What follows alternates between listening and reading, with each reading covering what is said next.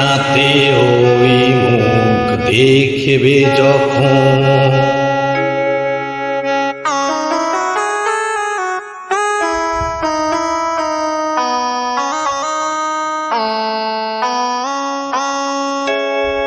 কপলের কালো তিল পড়বে চোখে, ফুটবে যখন ফুল বকুল শাখে, অমর যে এসেছিল জানবে লোকে।